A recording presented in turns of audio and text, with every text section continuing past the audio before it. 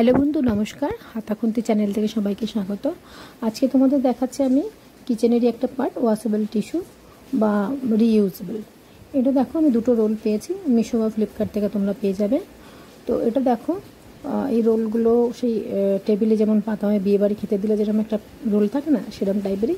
এটা একটা কিন্তু মানে ক্লথস, মানে এটা কাপড়ের মতো। এটা তুমি একটা পাটে পাটে কেটে নিয়ে যে কোনো কাজে ইউজ করতে পারো, যেমন কাপ প্লেট মোছা, মানে ধোপ করে মোছা, গ্যাস ওভেন মোছা, কোনো কাচের জিনিস মোছা, শোকেস মোছা, ফ্রিজ, মাইক্রোওভেন মোছা। কিন্তু কোনো গরম জিনিসের উপর তোমরা ইউজ করবে না। এটা যেহেতু সিনথেটিক, দেখো এভাবে পাটে পাটে কেটে নেবে, এভাবে কাটা যায়, এটা এইভাবেই সিস্টেম করা আছে।